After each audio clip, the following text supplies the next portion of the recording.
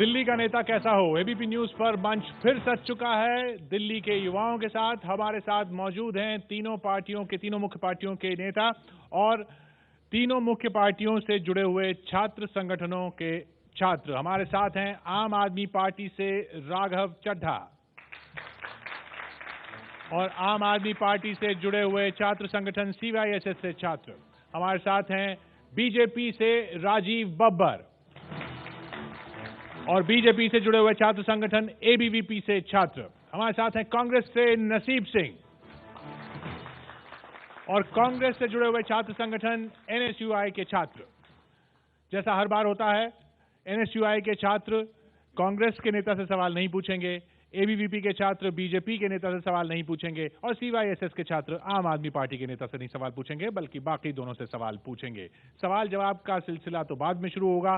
पहले तीनों नेता अपनी बात रखेंगे इस सवाल पर कि दिल्ली का नेता कैसा हो। एक एक मिनट मैं तीनों को दूंगा। सबसे पहले आम आदमी पार्टी, राघव चड्ढा, आपका 1 मिनट शुरू होता है अब। दिल्ली का नेता कैसा हो? दिल्ली का नेता ऐसा हो जिसने दिल्ली में चप्पल अपनी रगड़ी हो, जिसको सड़क पे चल चल के दिल्ली के मुद्दे समझे हों, जो ईमानदार हो, ईमानदार पैसे से चुनाव लड़े, एक ईमानदार सरकार दे, ऐसा हो। दिल्ली का नेता ऐसा हो जो अवसरवादी ना हो, जो सत्ता का लालची ना हो, जो युवाओं का साथी हो, वृद्ध लोगों का सहारा हो, ऐसा हो। दिल्ली का नेता ऐसा हो जो डिबेट, डायलॉग, डिस्कशन, धरना, चारों चीजें करना जानता हो। दिल्ली का नेता ऐसा हो जो क्रम में अंतिम आदमी खड़ा है उसके आंसू पोंछना जानता हो। दिल्ली का नेता ऐसा हो जो एक स्वच्छ राजनीति स्थापित करना चाहता हो, जो अपराधीकरण, भ्रष्टाचार और सांप्रदायिकता की राजनीति हो उसका सफाया करना जानता हो। दिल्ली का नेता ऐसा हो जो बच्चे की तरह भोला भी हो पर भ्रष्टाचारियों और अपराधियों के लिए कठोर से कठोर हो। दिल्ली का नेता ऐसा हो जैसा आपके और मेरे सबसे प्रिय अरविंद केजरीवाल जैसा हो। बीजेपी से राजीव बब्बर, आपका 1 मिनट शुरू होता है अब। दिल्ली का नेता कैसा हो? दिल्ली का नेता चाहिए हमें विजनरी, जो आज की समस्या को समझ सके और 10 साल बाद की भी दिल्ली की प्लानिंग कर सके। ईमानदार हो, ऑनेस्ट हो, भ्रष्टाचार को भगा सके, एडमिनिस्ट्रेशन का अच्छा एक्सपीरियंस हो, जो दिल्ली और केंद्र सरकार के बीच में सही समन्वय करके दोनों को साथ ला सके, डेवलपमेंट कर सके। दिल्ली में सभी तरह के लोग अब रहते हैं, चाहे वो उत्तरांचली हो, पूर्वांचली हो, साउथ इंडियन हो, नॉर्थ ईस्ट से आया हो, महाराष्ट्र से आया हो, अन्य प्रदेशों से आई हुई दिल्ली अब पूरी भारत जैसी है। हर धर्म का व्यक्ति यहाँ रहता है, तो सबको साथ बांध कर ले सके और सबके साथ काम कर सके। दिल्ली का नेता ऐसा चाहिए। दिल्ली का नेता ऐसा चाहिए जो गरीब आदमी को उसका मकान दे सके और विश्व को एक इंटरनेशनल कैपिटल दे सके। दिल्ली का नेता जो हो वो ईमानदारी से आगे दिल्ली को सबको लेकर साथ चले, ऐसा दिल्ली का नेता चाहिए। कांग्रेस से नसीब सिंह साहब, 1 मिनट आपका। दिल्ली का नेता कैसा हो? दिल्ली का नेता ऐसा होना चाहिए जिसको दिल्ली का अनुभव हो, दिल्ली की समस्याओं को जानता हो, झूठे वादे ना करता हो, झूठी बातों पर बयानबाजी ना करता हो, चुने जाने पर धरना ना दे, झूठा नेता इस्तीफा ना दे। ऐसा नेता जो विकास की समझ रखता हो कि विकास नारेबाजी से नहीं होता, प्रशासन में आने के बाद धरना प्रदर्शन ना करे, जो उसकी अपनी जिम्मेदारियां हैं उसको निभाए। नेता ऐसा होना चाहिए जो जाति और धर्म को जोड़कर राजनीति ना करे, गरीबों का ख्याल रखे, व्यापारियों का ख्याल रखे, सारे सर्व समाज को साथ लेके चले।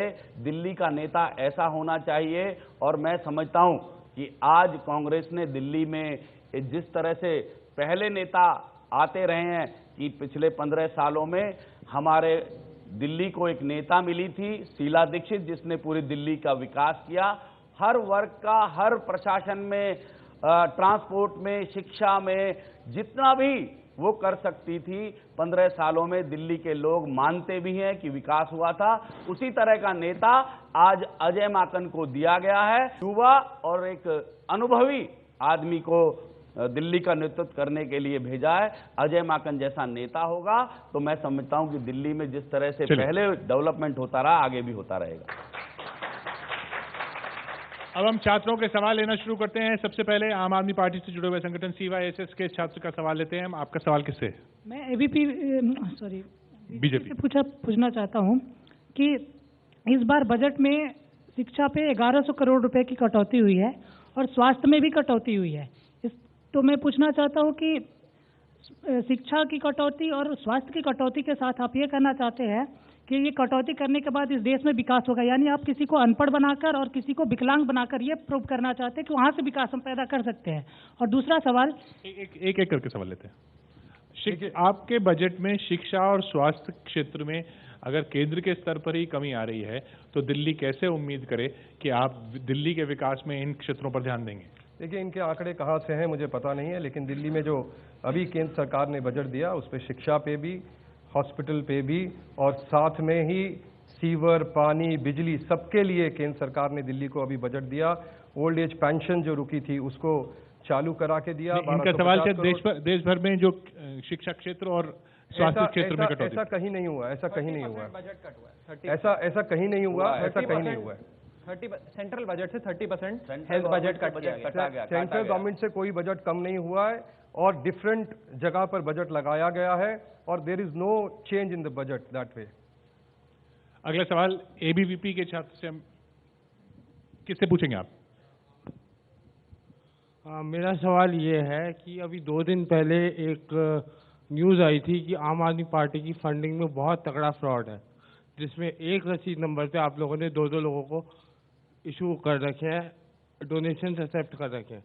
आप कहते हैं कि सारे चोर हैं, तो आप क्या चोर से कम है? ठीक है, मैं जवाब दे देता हूं। इसका बड़ा स्पष्ट जवाब है। ये भ्रम फैलाने की कोशिश की गई। हमारा जो ऑनलाइन डोनेशन है वो मैनेज करता है एक portal CC Avenue, international portal है। जब आप ऑनलाइन डोनेशन देते हैं तो वो आपको एक रिसीट नंबर देता है। हर बैंक की अलग रिसीट नंबर होती है जिस बैंक में जाता है।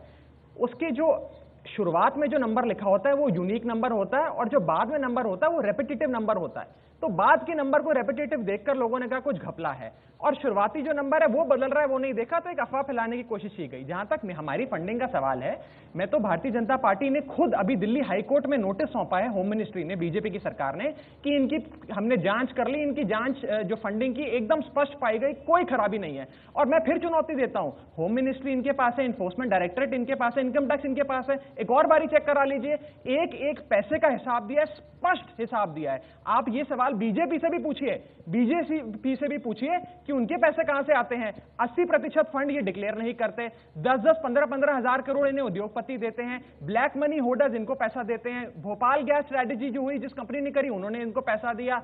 आप इनसे भी अपने नेताओं से सवाल पूछिए कि कहां से ये पैसा आता है, इतना पैसा। हम तो एक एक पाई का हिसाब अपनी वेबसाइट पे देते हैं, आप आज भी चेक कर लीजिए। और बीजेपी को फिर मैं आमंत्रित करता हूं, जाके करा ले। ये वही है जिसका मैंने आपको जवाब दिया, ये एग्जैक्टली वही चीज है, ये वही चीज है, वो रेपिटेटिव है। CC एवेन्यू जो पोर्टल मेंटेन करता है उसका। ये जो एक्सप्लेनेशन दे रहे हैं, ये एक लॉ स्टूडेंट ने 2 दिन पहले इनके वेबसाइट से निकाला, उसमें रसीद नंबर, क्योंकि ये जो जहां एक्सप्लेन कर रहे हैं बिल्कुल गलत एक्सप्लेन कर रहे हैं। एक जब आप रिसीविंग करते हैं तो एक रसीद नंबर होता है। अब वो रसीद नंबर जो है, एक जगह पर एक रसीद नंबर, सेम रसीद नंबर से 1000 रुपया लिए जा रहा है। एक मिनट शुरुआती बदलता है, डाटा है सामने भाई, आप एक मिनट सुनिए मेरी बात को, सेम रसीद नंबर पर आप दिल्ली में किसी से 1000 रुपए लेते हैं, सेम रसीद नंबर पे आप बिहार में किसी से 200 रुपए लेते हैं और सेम रसीद नंबर पे आप बेंगलोर से किसी से 50,000 रुपए लेते हैं। एक कॉमन सेंस की बात है, कभी भी इतने सारे बैंक से, एक मिनट, ये जो आप पोर्टल की बात कर रहे हैं सब लोग रिसिप्ट देते हैं और इंटरनेशनली पैसा भी इकट्ठा होता है, लेकिन जो कंप्यूटर होता है वो सीक्वेंस से नंबर देता है। कभी एक रसीद नंबर पे, 2 रसीद नंबर, एक रसीद नंबर पे 3 बार 4 बार पैसा नहीं लिया जाता। अब वो तो एनफोर्समेंट और इनकम टैक्स वाले, सुनो, एनफोर्समेंट और इनकम टैक्स वाले जब तक आपके पास पहुंचेंगे तब तक दिल्ली के चुनाव शायद हो चुके होंगे, लेकिन रियलिटी ये है, और ये कोई बीजेपी का आरोप नहीं है, लॉ स्टूडेंट्स ने निकाला है ये सारा। मैं आपको बता आप देखिए, इन्होंने बात यूनिक सही नंबर कही। सीरियल अरे भैया नंबर आपका यूनिक सवाल नंबर ही है। गलत है। आप अश्विनी इनकम जी, टैक्स डिपार्टमेंट में 16 साल नौकरी करने वाले से अगर इनकम टैक्स का सवाल पूछेंगे तो उनके पास जवाब है कि कैसे नहीं दिया वो जा बात सकता नहीं है, बात ये है, आज बात ये है कि उनका serial- काम ही काले को सफेद करना है। अरे सर, आज मैं तो 20-20 चुनौती हजार दे रहा रुपए हूं। में काले को सफेद करने का आइटम उन्हीं के पास है और किसी के आपके पास होम नहीं है। मिनिस्टर ने भी जांच उन कराई लोगों थी। को उन्होंने भी हाईकोर्ट में इनको अभी एफिडेविट दिया तक कि फंडिंग में 16 कोई साल परेशानी नौकरी नहीं है। की इन्होंने। इनकम टैक्स डिपार्टमेंट में कोई करप्ट ऑफिसर आज तक नजर नहीं आया है। सारा हिंदुस्तान करप्ट है। अब आप बात को इधर उधर इनकम मत टैक्स घुमाइए। डिपार्टमेंट में कोई करप्शन नहीं है। मेरा नाम फिरोज खान है सर, और मेरा सवाल जो है ये राजीव बब्बर जी से है। पिछले इलेक्शन में एक मुद्दा ज़्यादा उठा था कि आम आदमी पार्टी कांग्रेस की बी टीम है। यहाँ पर अब एक एक करके आम आदमी पार्टी के जो नेता हैं वो भाजपा में शामिल होते जा रहे हैं। यहाँ पे जो ये है कांग्रेस से डर के ये ऐसा हो रहा है या मोदी लहर है यहाँ पर? देखिए ऐसा है, मोदी जी ने जिस तरीके से 8 महीने में काम करना शुरू किया है उसका एक इम्पैक्ट सब जगह पड़ा है। जो भी पॉलिटिकल एक्टिविस्ट हैं, चाहे वो कांग्रेस में काम कर रहे हैं, चाहे वो आम आदमी पार्टी पे काम कर रहे चाहे हैं, वो उनमें से अमेरिका में काम कर रहे हैं। बहुत सारे लोग ऐसे हैं जो कन्विंस होके मोदी जी के साथ जुड़ना चाहते हैं। और भारतीय जनता पार्टी किसी के घर नहीं जा रही है ज्वाइन कराने के लिए, लेकिन लोग आ रहे हैं। और उसमें से कुछ अच्छे नेता अगर हमारे पास आ रहे हैं तो आपको उसमें परेशान नहीं होना चाहिए, दुखी नहीं होना चाहिए। वो अभी ओबामा जी भी आ रहे हैं, वो भी शायद बीजेपी ज्वाइन कर सकते हैं परसों। इनसे बात हुई होगी मुझे मालूम नहीं है। अभी एक मिनट, ओबामा जी भी आ इनसे रहे हैं, वो भी डायरेक्टली कर बात सकते हुई हैं। हो तो मुझे मालूम नहीं है। बीजेपी ज्वाइन अच्छा कर अच्छा सकते हैं। अच्छा, मुद्दे जो उठाए गए बार बार उन मुद्दों पर आ जाते हैं, बजाय इसके कि सवाल इधर से उधर जाएं, फिर आप कुछ पर्सनल भी हो जाएं, उससे उसको अवॉइड करने के लिए बिजली का मुद्दा बार बार उठाया गया। इस चुनाव में फिर उठाया जा रहा है। बिजली आपने सस्ती की पिछली बार, इल्जाम ये कि सब्सिडी देकर सस्ती की। ये सस्ता करना कौन सा सस्ता करना हुआ इस मुद्दे पर? मैं आपको पूरा अपना बिजली का विजन समझा देता हूं। डीईआरसी की एक ऑडिट रिपोर्ट है, draft audit report ब्रिजिंदर Singh ji की। वो ये कहती थी जब उसने वो रिपोर्ट आई कि बिजली के दाम दिल्ली में 40% घटने चाहिए। शीला दीक्षित जी के समय उन दामों को 30% बढ़ा दिया गया, यानी कि 70% का गैप हो गया। आम आदमी पार्टी ने क्या कहा? आम आदमी पार्टी ने यह कहा एक लिमिटेड सब्सिडी एक वर्ग के लिए, एक कंजम्पशन लेवल तक के लिए हम जनता को दे रहे हैं। कब तक? खाली तब तक जब तक सीएजी का ऑडिट नहीं होता। जब सीएजी का ऑडिट होगा, खाते की जांच होगी, अपने आप दूध का दूध पानी का पानी होगा और बिजली के दाम कम किए जाएंगे। बिजली के दाम केवल सब्सिडी देकर नहीं कम कर सकते और हमेशा सब्सिडी नहीं दे सकते। आपको टैरिफ रिवीजन करना पड़ेगा, आपको स्लैब रिवीजन करना पड़ेगा। पर किसी भी राज्य की सवाल ये कि आप ये दावा कर रहे हैं कि 49 दिन में करके दिखाई थी, वो तो सब्सिडी से करके दिखाई थी ना? नहीं तो सर करके दिखाई थी ना। सब्सिडी शीला दीक्षित जी दे रही थी, बीजेपी दे रही थी। अच्छा सुन लीजिए, बीजेपी ने अपने विधानसभा मैनिफेस्टो में और लोकसभा मैनिफेस्टो में एक वादा करा, 30% बिजली के दाम दिल्ली में कम करेंगे। अब आज किरण बेदी जी से पूछा गया माइक लगाकर कि आप बताइए क्या करेंगे। कहती है बिजली मुद्दा ही नहीं है। कह रही है बिजली वो मुद्दा सवाल ही तो नहीं उनका है, वो सवाल उनका है। तो आम आदमी पार्टी ने जो कहा वो किया। और सब्सिडी पे एक आखिरी बात जोड़ दूं, आनंदीबेन पटेल अभी अभी गुजरात की मुख्यमंत्री बनी। बनते ही उन्होंने 350 करोड़ का जहाज अपने लिए ले लिया। हमने तो 300 करोड़ की जनता को सब्सिडी दी। अरविंद केजरीवाल भी जहाज ले लेते, पैसा तो व्यर्थ गया ना। हमने तो जनता की जेब में पैसा डाला, उनको बिजली की राहत दी। बिजली बहुत बड़ा मुद्दा है इस चुनाव में और इसको हल्के नहीं लेना चाहिए। जिस हिसाब से बीजेपी राजनीति कर रही है, कभी वादा करती है फिर वादे से आपने जो इल्जाम लगाया उसका जवाब नहीं होना चाहिए।